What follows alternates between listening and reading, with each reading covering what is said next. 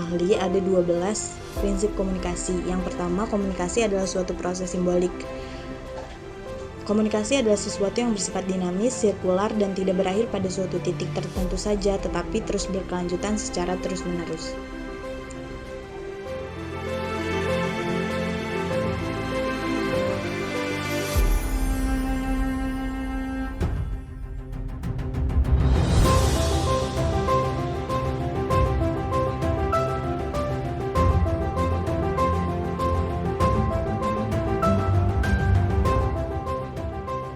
Kedua adalah setiap perilaku mempunyai potensi komunikasi. Komunikasi bisa terjadi pada tiap perilaku.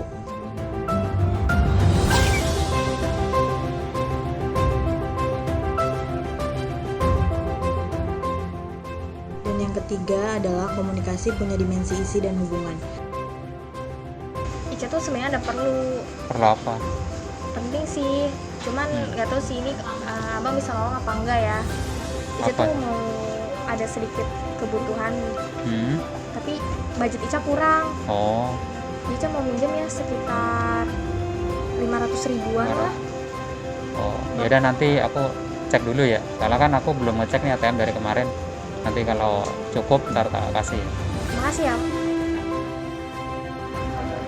Sin, gue butuh duit nih 200 ribu harus sore ini. Lu punya duit nggak kira-kira? Gue juga lagi nggak ada, gimana dong? Padahal gue butuh banget tau lu masa gak mau nolongin gue sih? Emang gue lagi nggak ada. Sin. Yang keempat, komunikasi berlangsung dalam berbagai tingkat kesengajaan. Ya kira mamas. Yang kelima adalah komunikasi terjadi dalam konteks ruang dan waktu. Proses komunikasi terjadi dalam konteks ruang dan waktu, meski komunikasi yang dikirimkan oleh pihak pengirim disesuaikan dengan tempat di mana proses komunikasi itu berlangsung, kepada siapa pesan itu dikirimkan dan kapan komunikasi itu berlangsung, sehingga memenuhi konteks ruang waktu tersebut. Yang keenam adalah komunikasi melibatkan prediksi peserta komunikasi. 7 adalah komunikasi bersifat sistematik. Prinsip komunikasi berikutnya adalah bersifat sistematik. Artinya cara seseorang untuk berkomunikasi dipengaruhi oleh beberapa faktor, mulai dari latar belakang budaya, pendidikan, nilai, adat, dan pengalaman. Faktor eksternal seperti kondisi keluarga dan lingkungan juga turut berpengaruh pada komunikasi yang sistematik. Iya, masa sih gue nemuin dia gitu kan yang jelas-jelas yang gitu kan dia, harusnya dia lah yang lebih siap-siap. Iya, ya kan emang dia sekolah ya, udah lah. Biarin aja. Kedelapan adalah komunikasi lebih efektif jika latar belakang dan sosial budaya mirip. Semakin mirip latar belakang sosial budaya, maka semakin efektiflah komunikasi. Komunikasi antar dua orang dengan latar suku dan budaya yang sama akan lebih efektif dan lebih nyambung dibanding komunikasi antar dua orang dengan latar belakang yang berbeda. Kemiripan unsur sosial budaya seperti bahasa dan pendidikan memiliki dampak besar terciptanya komunikasi yang lebih efektif. Kalian ngomongin apa sih?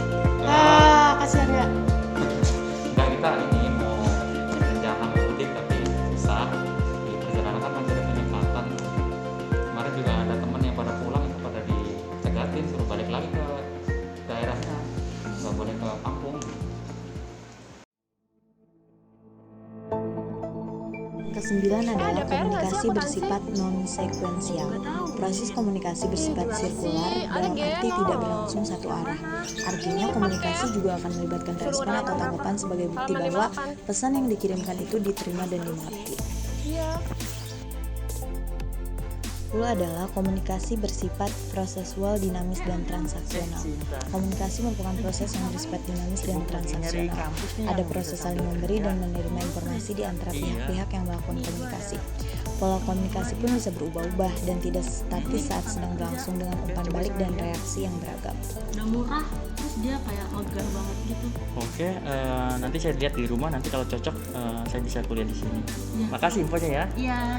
Dan yang terakhir adalah komunikasi bersifat irreversibel. Kira-kira kerudungnya ini bagus nggak? Itu lumayan sih. Yang mana? Apaan sih liatin dia mulu? Enggak, mana yang mana tadi?